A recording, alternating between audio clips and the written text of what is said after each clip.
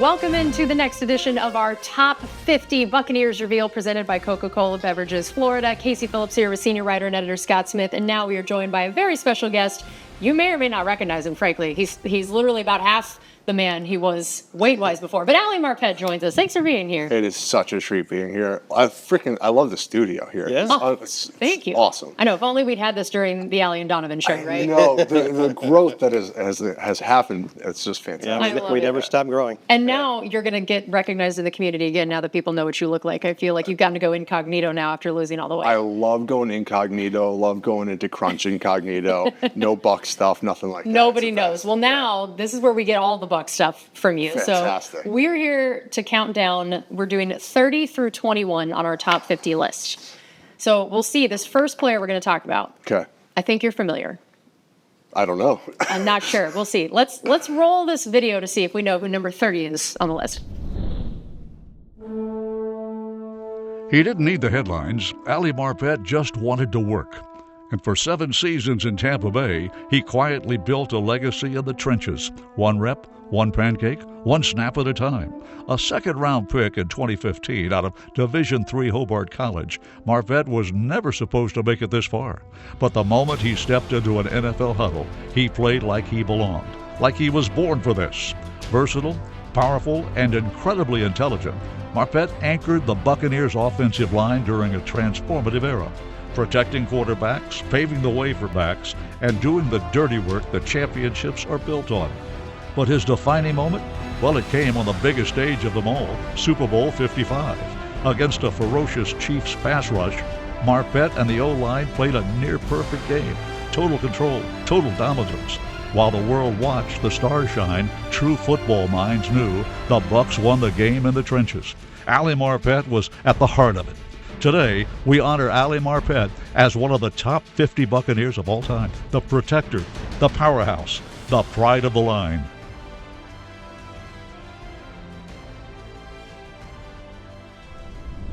I wish people could have seen your reaction as you learned. I think everybody assumed you would have already known, but you found out in this moment and gave a big old fist pump, which I really appreciate. Well, I had a sense, but as far as a number or anything like that, I mean, it's awesome. It's so freaking cool. Yeah, how does it feel? I mean, to know this top 50 list, I mean, there are some names on this list. How does it feel to know that you're on here and at position 30? I mean, it's hard. It's like I feel so grateful. I mean, the truth is, I feel like Gene said at some point, like stepped in right away and was so I forget his words, but kind of seamless as far as transition from D3. Mm-hmm. But my experience was so far from that, which is it's cool. It's cool. I mean, again, thinking back to those first couple of days at 1 Buck and not thinking going against Gerald every day and thinking every day I was going to get exposed by him and then slowly sort of trial by fire learning. I mean, I just feel so grateful that from day 1 to now being 30 on the list. I mean, it's just it's unbelievable. Tom, I got your back all day. All day, I got your back. All right, baby. Thank you.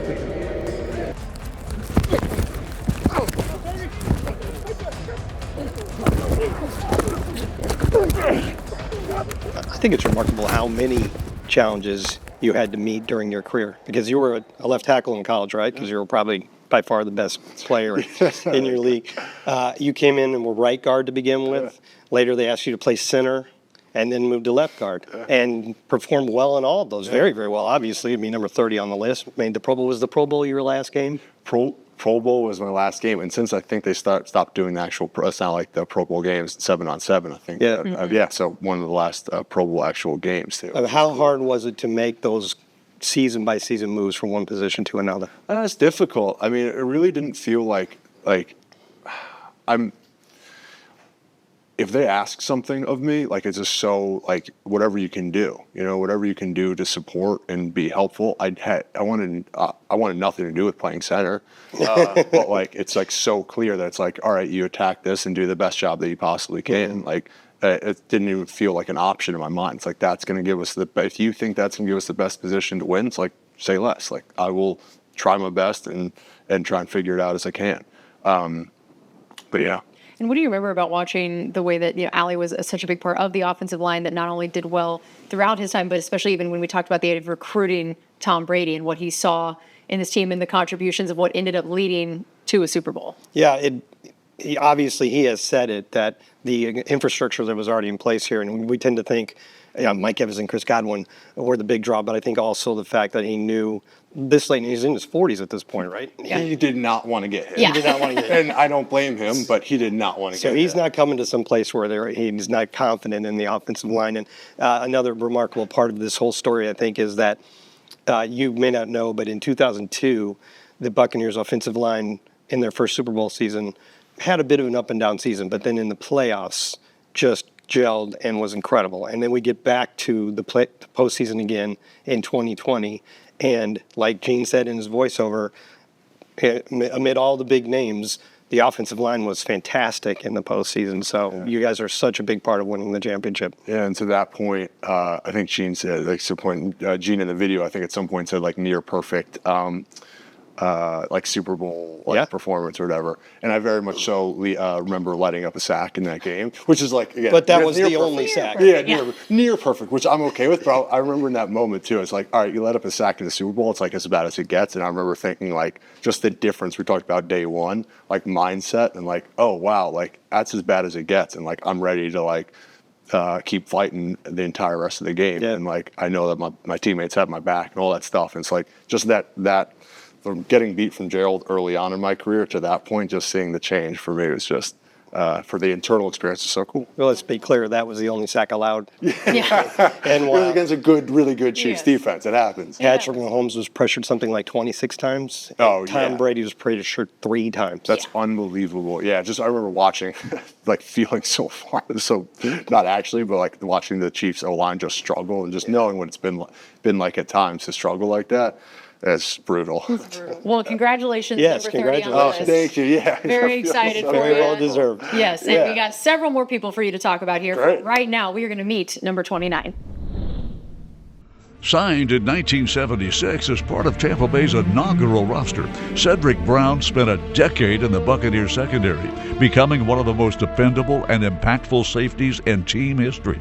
Brown was a master of anticipation, combining sharp instincts with textbook tackling and quiet leadership.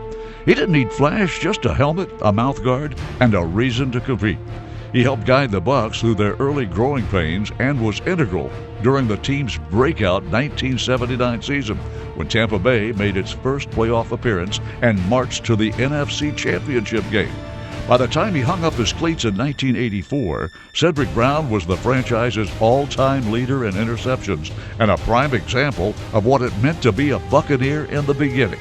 Durable, fearless, underrated, but never unnoticed by those who lined up next to him. Today, we honor Cedric Brown as one of the top 50 Buccaneers of all time, a ball hawk with a bruiser's mentality, and a Buccaneer from day one.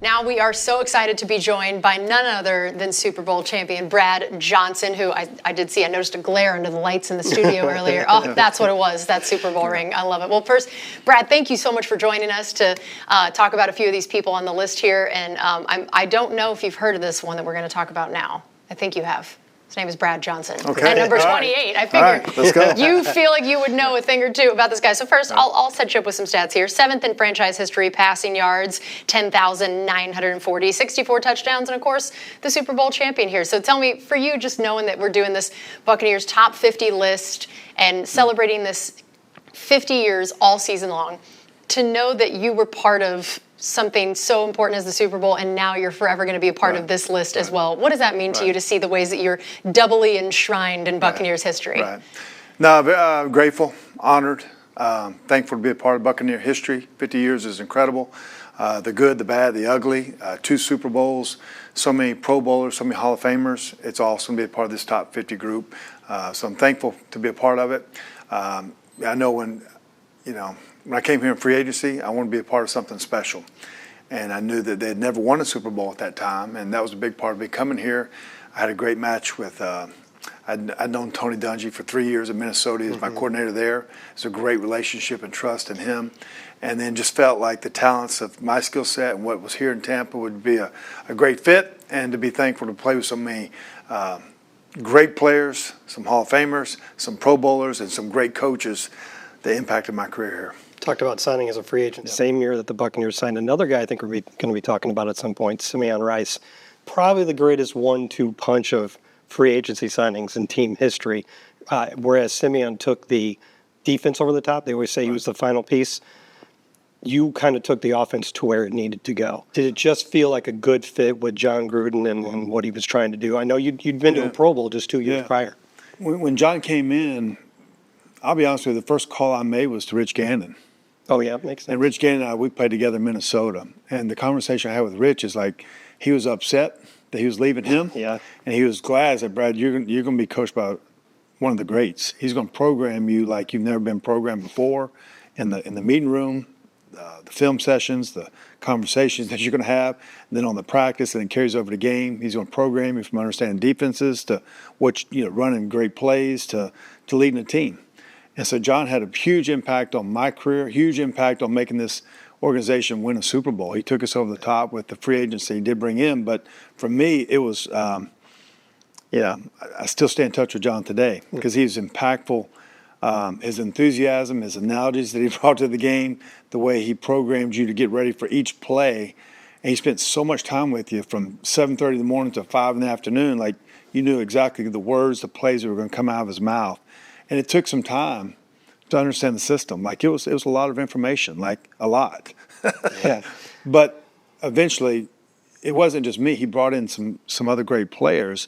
And with that, we all finally got on the same page. About a third of the way through the season, we took off as an offense, averaged over 28 points a game, and we got hot at the right time of the year, especially at the end of the season. But it took a time with the great leadership of a lot of players and some veteran players and some guys that don't get the attention sometimes. But then my skill set and temperament really hit. John and I had a great relationship. Do you think most people realize how tenuous it was at the end of that regular season when you got your back hurt and we were desperate to have you back for the playoffs and, winning the second seed gave us an extra week? I mean, that was close, right? Yeah.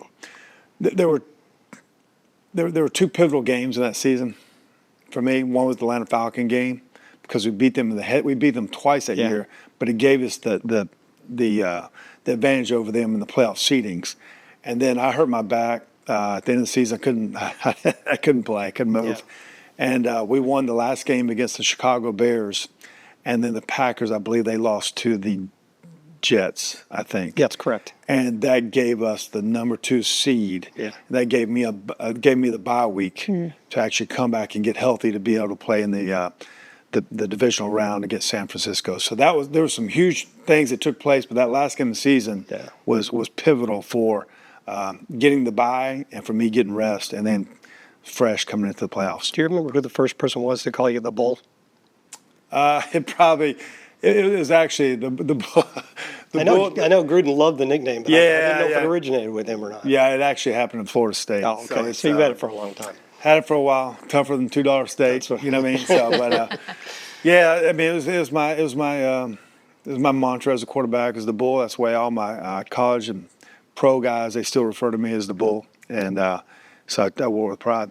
Yeah, perfect fit for what that team was and that identity at the time. Perfect quarterback for that team. And again, Brad, thanks for coming on to talk about it. And congratulations on forever being kind of enshrined in this list and a guy that Bucs fans will always know and love as being a part of it. Yeah, I'm grateful. I'm grateful to be a part of it. The Glazer family's done unbelievable. As far as in Brian Ford, they bring back a lot of the players over the time. To be grateful to be a part of this top 50 group and obviously to win the Super Bowl, what it really means to not just what it means to me, but what it means to the organization, what it means to the Tampa Bay fans and just the whole community. Awesome. Well, Brad is going to come back a little bit later in this segment to talk about one of his former teammates. But for now, let's meet number 27. All right, coming in at number 27 is Kevin House. Southern Illinois University, second-round pick. He comes out of nowhere and becomes the Buccaneers' first deep ball receiver. He averaged over 20 yards a catch one year, and he's the first Tampa Bay Buccaneer to have a 1,000-yard season. And when you go back and watch the Buccaneers rise in 1979, Doug Williams was always looking deep to Kevin House. And he had a knack for not only running by you, but he could make these great 50-50 concentration catches right on the sideline. And he was tough as a $2 steak, man. He would take some hits. Kevin House had a cool running style. You could just, I don't know, you could just feel his speed, man. He would run by you, and it was a beautiful thing to watch. Go balls on the sideline, post patterns, especially in the red zone. Doug Williams to Kevin House struck fear in defenses. When defenses would start loading the box, looking for Ricky Bell or James Wilder, Doug would come back there firing, man. And Kevin House was a big play weapon opposite Jimmy Giles. He gave our offense that vertical threat that you had to have to be a championship team. Congratulations to number 27, Kevin House. 27th on the list. We must have a lot of great Bucs.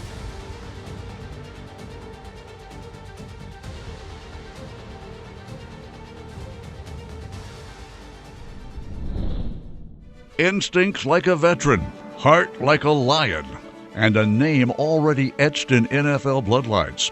But make no mistake, Antoine Winfield Jr. has forged his own legacy in Tampa Bay. Drafted in the second round in 2020, Winfield Jr. arrived to the league like he'd been there for years. From day one, he was everywhere, breaking up passes, forcing fumbles, flying downhill with reckless precision, a tone setter on the back end of one of the league's fiercest defenses. Winfield Jr. brought the perfect mix, his father's legacy and his own fire. But one moment defined him, one that showed the edge, the swagger, the attitude of a new era. It happened under the lights of the biggest stage. Late in the fourth quarter, with the game already at hand, Winfield Jr. broke up a pass intended for Tyreek Hill. He stood up, looked him in the eye, and flashed the most iconic peace sign in Tampa Bay. A 15-yard penalty? Sure, but well worth it. That moment said what every Buccaneers fan felt. We're not backing down ever again. And he didn't stop there. In 2023, he delivered an all-pro season that put the league on notice, forcing turnovers, making game-saving plays, and leading the secondary like a seasoned captain. Smart, fast, intuitive. He sees it before it happens, then closes like a missile. He's the heartbeat of a new generation of Buccaneer football. Today, we proudly honor Antoine Winfield Jr. as one of the top 50 Buccaneers of all time. The playmaker, the enforcer, the statement maker, and he's just getting started. There we go. Your guy, Antoine, your teammate, making this list.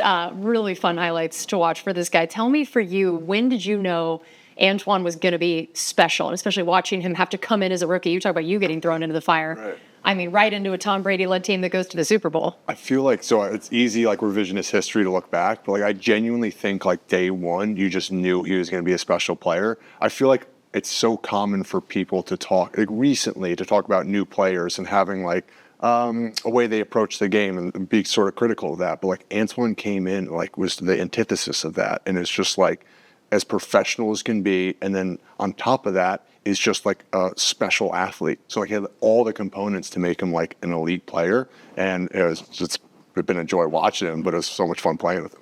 There's a lot more to go for Antoine, but that 2023 season was special. Mm-hmm. I mean, he did everything. He goes down, he's sacked. Picked off by Antoine Winfield Jr.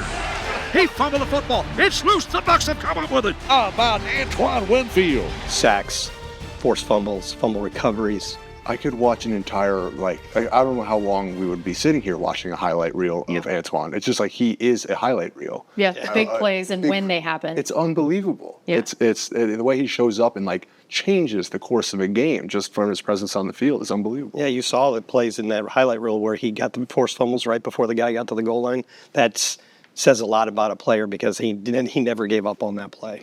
Yeah, why do you think he is the guy that's able to make such big plays and in those kind of moments? It's like what we've talked about some of the guys on the team of not just what your stats are, when those stats happen and when they come in the way. Because just seeing a forced fumble on the stat sheet, I feel like Antoine's versions of those stats are so much more impactful sometimes than you realize just on paper. Well, Ali said it. He's a special athlete. That's where it starts. But I think also he came into the league with instincts of a veteran. And that's probably has a little bit to do with growing up with a father who played in the NFL and learning from him. And you combine those two things and you get a star player. On top of that, like when you have an awareness and you're just that good, the game slows down a little bit for you. And I feel like he has just an ability, if the game slowed down a little bit, to understand the sequence of the game, what's going on, and when he needs to take his shots. And I feel like even just that makes a big difference to show up when he needs to. And do you remember the moment with the peace sign? Did you see it happen? Unbelievable. It was so good. I mean, again, I think the fact that the Chiefs got the best of us earlier in the season, and then just being able to like show the fight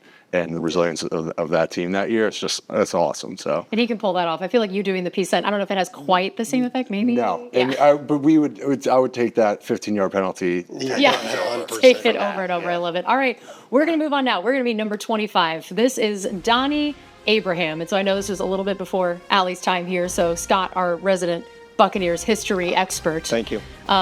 You notice I didn't just say old, I just said history expert. You're like, yeah. You just did, though. Yeah, well, you know. You said it without saying. I said, exactly. So tell me, Donnie Abraham, I mean, third round pick, played 96 to 01, second in team history behind just Rondé with 31 interceptions, returned a couple for touchdowns, 64 passes defensed, led the league in 99 and 2000, also led the league in 99 with 7 interceptions, made a Pro Bowl. That's an incredible stat sheet, particularly from the turnover perspective. Tell everyone that maybe people like Ali who aren't as familiar with a guy like him, what made him special, what made him able to make those kind of plays? Everybody remembers that Rondé Barber was drafted in the third round in 97 and obviously went on into a Hall of Fame career. But just 1 year before that, the Buccaneers also got Donnie Abraham in the third round.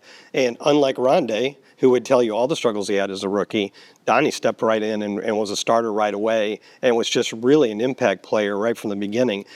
He had 5 interceptions as a rookie. He had 5 interceptions his second season, and he went on to have 2 more 7-interception seasons and a 6-interception season for the Buccaneers. So those 31 picks came in just 6 seasons. If you can imagine, if you're a general manager and you want to draft a guy and you're told he will average 5 picks a season over the next 6 years, you'd probably take that guy in the first round. Yeah. And he was such a good combination for a while with Rondé Barber, the two of them, such big playmakers. And he made a lot of them in crunch time. He had several that were right at the end of the game.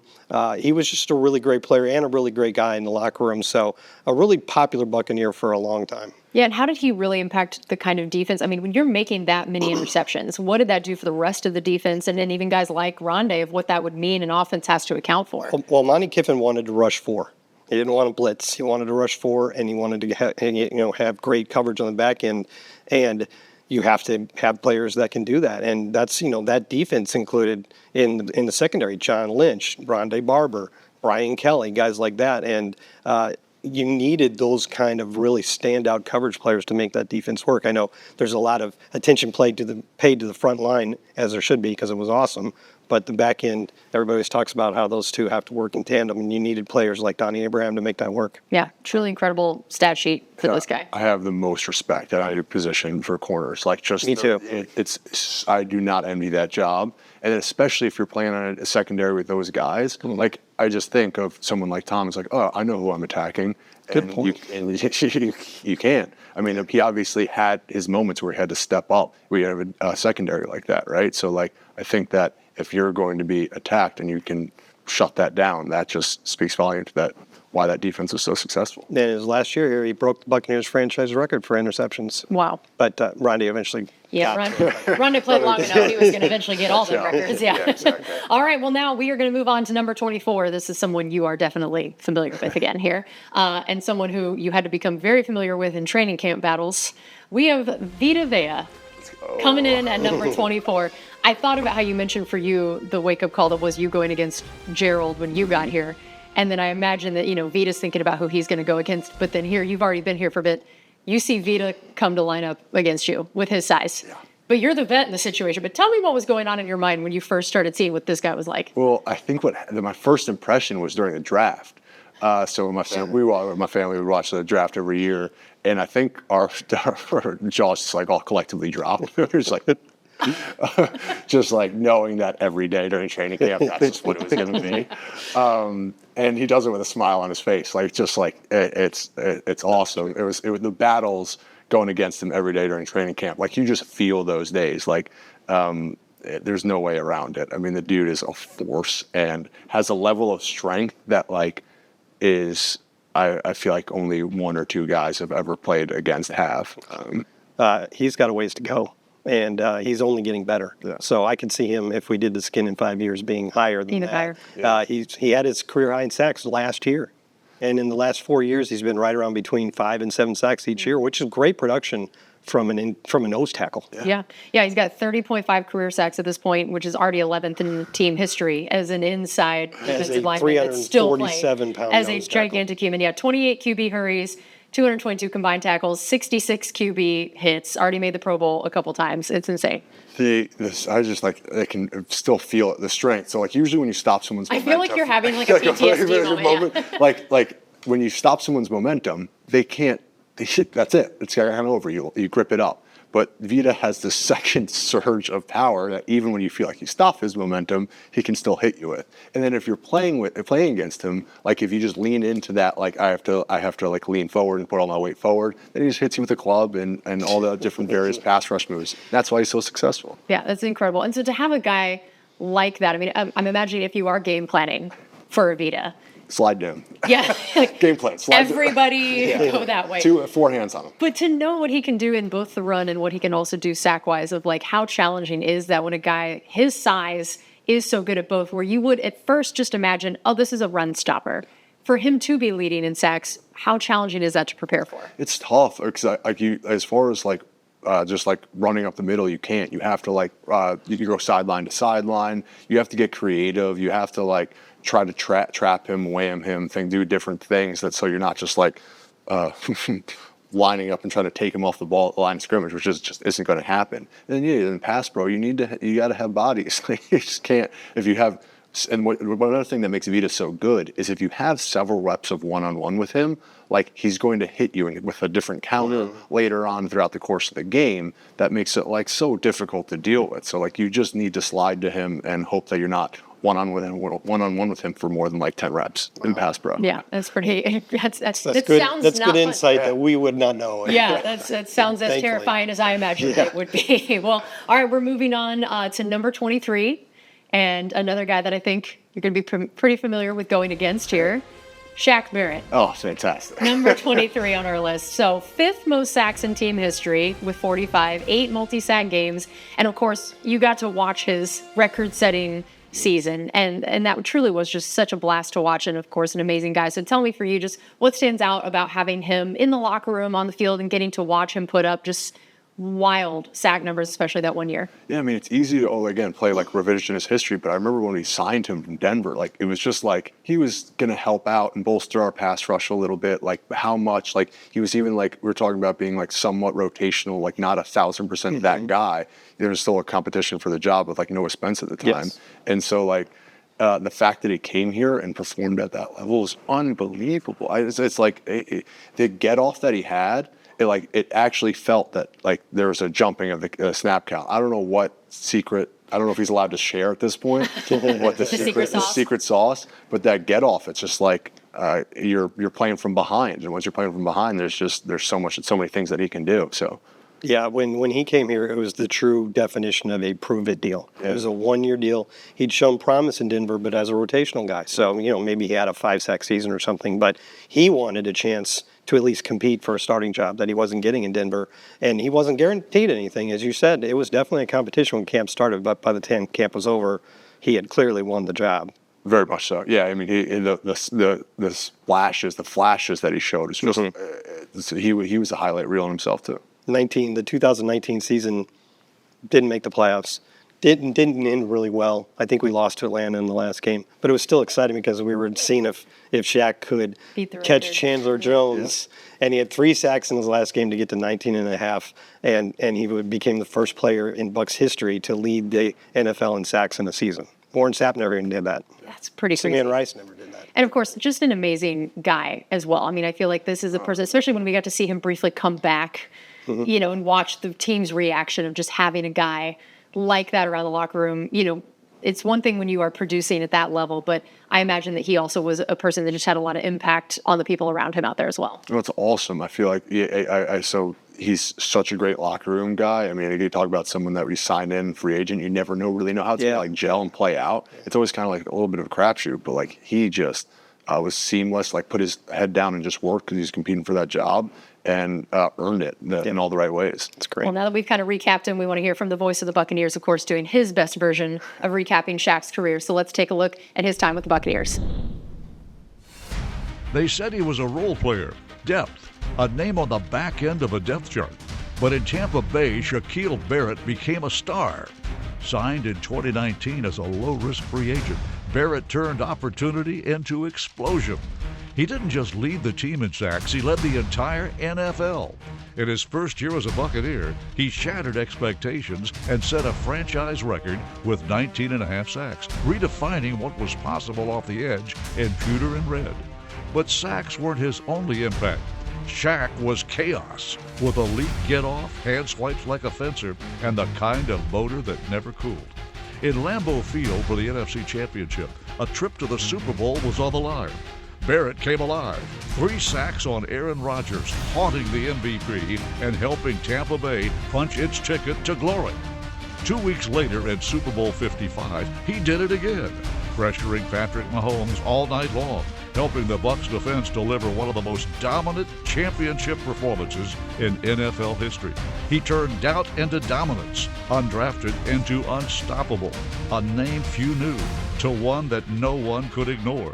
Today, we proudly honor Shaquil Barrett as one of the top 50 Buccaneers of all time, the pass rusher who brought the heat and proved that stars don't always come from the first round. All right, we are back now here in the studio with Brad Johnson helping us look at a few of these people here on this list. And our next one, for number 22, it is linebacker Shelton Quarles, a guy that you know and love, as well as a bunch of us here, that he's continued to work for the organization. So, man, I mean, what a legacy that has spanned quite an amount of time here, now being a part of the organization for both Super Bowls, 10-year career, 710 combined tackles, a Pro Bowl in 02, holds the record for the longest play in Bucs history with his 98-yard interception return for a touchdown. So tell me, Brad, what do you remember about playing with him and what made him special in what you guys were able to do? Yeah, the first year I came here in free agency, they just moved him from inside linebacker to Mike linebacker to replace the great Hardy Nickerson. That was a big step. And so, and I remember the very first day we were out here in the spring football, we were running sprints. And I'm always a hard worker and all that kind of guy, but then we were running like 50-yard sprints, and they were kind of standing on the goal line. And I was trying to run through it, but I had to slow down. And Shelton Quarles, he grabbed me day one, and he said, "Bull, hey, we sprint through the line. We don't jog through the line." I had to jog because there's people in the way, but like he really took hold of me, and so what that said was leadership skills, as the Mike linebacker, as the main linebacker, making all the calls, and his playmaking ability was phenomenal. He's a heat-seeking missile. He would, a lot of times he would be, running through the A-gap, making plays on linebacker, made all the kind of plays, had a couple interceptions for touchdowns, but just a fierce competitor is the way I would think of him. Probably undersized as a big backer, as a Mike linebacker, but just heat-seeking missile is what I thought of him. Tenacious, making plays, an unbelievable teammate. You see him make a play, he's always, giving a high five, hugging somebody. He actually played on special teams at one point. Just a phenomenal teammate, player, and person. Obviously still working for the Bucs. Yeah. You know what I think about Shelton? He first had a shot in the NFL with the Miami Dolphins in '95. Didn't make it, went to the Canadian Football League, and that's where Mark Dominic found him up there and signed him. And so in 1997, he makes the team, and the first thing he's asked to do is be a special teams core guy. And all he does is set the team record with 31 kick coverage tackles in his first year with the team. And then as his career progressed, Brad talked about a lot of it, as he was asked to change roles. Every time he changed roles, he excelled at it. He went from being a special teams core guy to the strong side linebacker and then the Mike linebacker, and played well enough to make the Pro Bowl. And, just had a great career all the way up through the end. And then he transitioned to the staff, and he's been a wonderful member of the staff as well. So whatever the team has asked Shelton to do throughout his time here, he's been great at it. And then what do you think he meant to the franchise, both as a player and now in the front office, of just kind of the significance of maybe the way he played and the type of guy he was for the time and that team? Well, I think he fit in well with that team, and it's loaded with superstars. I mean, there's 4 Hall of Famers off that defense now, right? And, you still needed other guys to maybe they're not going to be Hall of Famers, but they're going to be really, really good. And you know, you can't just have 4 guys that are good and the rest of them aren't. So he was sort of a glue that helped bring that all together. And then, you know, he, like Brad knows better than I do, and he was just describing how he was a leader on the team, right? He was. And those are some rock stars that you're talking about. Some guys who made Hall of Fame, and then Simeon Rice would be in the Ring of Honor. But like, he was one of the staples of that great defense, all the greatest defenses of all time. But like, unsung hero of who he was and how he played, and like probably just didn't get the attention because of the others. But like, he made the Pro Bowl and all those kind of things. He was that guy, that leader for that team that was needed. Just a fierce competitor is the way I would describe him. A great leader, great teammate. I love it. Well, Brad, thank you so much for joining us. We love that we got to talk about your place on the list and hear you talk about one of your former teammates. And we're just so happy to get to have you part of this 50th year celebration. Awesome. Great to be a part of it. Thank you. I love it. All right. Well, we now have one more person in this segment of our top 50 countdown. So let's go meet number 21. A technician with incredible hand placement and football IQ. Center Tony Mayberry was the silent commander up front. He handled defensive fronts, blitz pickups, and protection calls with veteran poise. But beyond the stats was his true value, leadership. Mayberry was the line's anchor during the franchise's transition to a contender in the late 90s. In 1997, the Buccaneers hosted their first playoff game since 1979. And it was the offensive line led by Mayberry that dominated the trenches against the Detroit Lions. With calm control, Mayberry kept the pocket clean, helped open holes for Mike Allstott and Warwick Dunn, and gave the Bucs their first playoff win in nearly 2 decades. For 10 seasons, Tony Mayberry was the model of reliability, a cornerstone of the offensive line, and a quiet force behind the Bucs' rise. Today, we honor Tony Mayberry as one of the top 50 Buccaneers of all time, the quiet force behind the Bucs' rise.